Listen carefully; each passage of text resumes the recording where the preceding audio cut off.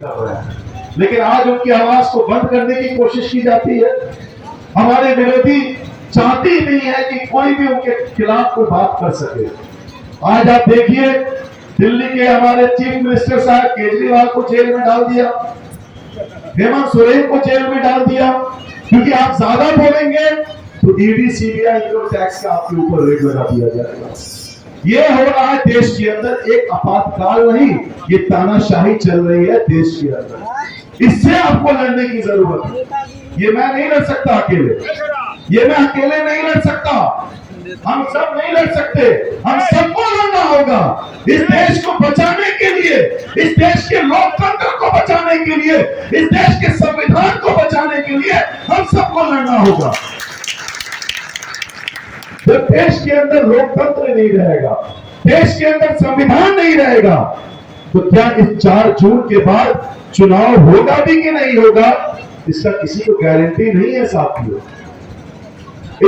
क्या इस 4 जून के बाद रिजर्वेशन रहेगा कि नहीं रहेगा, इसका भी किसी को जानकारी नहीं है साथियों। क्या होगा, क्या 4 जून के बाद महंगाई कम होगी कि नहीं। ये कहते हैं 400, अरे ये 400 जो कहते हैं, आज 100 रुपए पेट्रोल है, कहते हैं 4 जून के बाद 400 का पेट्रोल हो जाएगा, ये समझ लीजिए। और 400 जो कहते हैं 4 जून के बाद 1000 का सिलेंडर 4000 का सिलेंडर बिकेगा। ये है इनकी प्लानिंग। ये गरीब को तो गरीब करते जा रहे हैं, अमीरों को अमीर करते जा रहे हैं। ये लड़ाई अमीर की गरीब से है, ये लड़ाई 140 करोड़ गरीब की अमीर से लड़ाई है। ये लड़ना हमें है साथियों। एक वर्ग, एक समुदाय, एक किसी इंसान की नहीं है। आज देश को बचाना है, इस मुल्क को बचाना है। और अगर देश मुल्क नहीं बचेगा, प्रेम भाईचारा गंगा जमुना तहजीब नहीं बचेगी, तो इस देश के कई टुकड़े भी भारतीय जनता पार्टी आने वाले में कल में कर सकती है। मैं ये कहने के लिए आपके बीच में आया हूं। इन चीजों को समझिए, इन बातों को टोला गांव तक ले जाने का काम कीजिए। अगर नहीं कीजिएगा, ये मौका आपके पास है 20 तारीख तक, 21 तारीख को ये मौका नहीं मिलेगा। और अगर एक वोट भी हमारा खराब होगा, तो भारतीय जनता पार्टी को इसका फायदा होगा। इस बात को समझ लीजिए।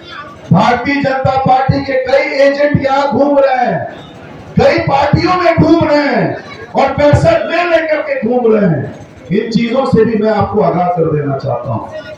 मैं किसी पार्टी विशेष का नाम नहीं लूंगा, लेकिन इशारतन आप चीजों को समझ लीजिए साथियों। तकरीबन 1.5 महीने से हम एक मुहिम लेकर के चले, हमने सर्वे करवाया, हमने सब बातों को सुना और एक बात निकल करके आई कि किन मुद्दों पे हमें लड़ना है और किन मुद्दों को हमें आगे ले जाना है। तकरीबन 1.5 महीने से हमारे तमाम महागठबंधन के साथी एक गारंटी कार्ड लेकर के चल रहे थे।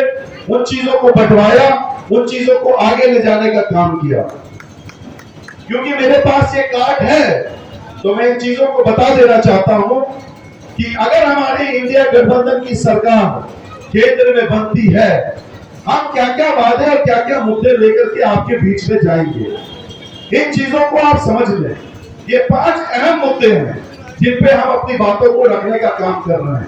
ये पूरे बिहार में कहीं नहीं हो रहा है, सिर्फ मधुबनी के अंदर हो रहा है, क्योंकि मधुबनी चाहता है बदलाव। मधुबनी चाहता है बदलाव ऐसे सांसद से जो आज तक 5 साल तक घूर के नहीं आया, देखने नहीं आया, लोगों के दुख दर्द को देखने के लिए नहीं आया। ऐसे सांसद को बदलने के लिए हम लोग आए। एक तरफ ऐसा सांसद जो शिक्षा के क्षेत्र में क्रांति लाया, चाहे केंद्रीय विद्यालय हो, चाहे इग्नू का सेंटर हो, एनआईएस का सेंटर हो, मानव का सेंटर हो, 2 सेंटर यूनिवर्सिटी हो, ये पाटनी साहब की देन है। Double rail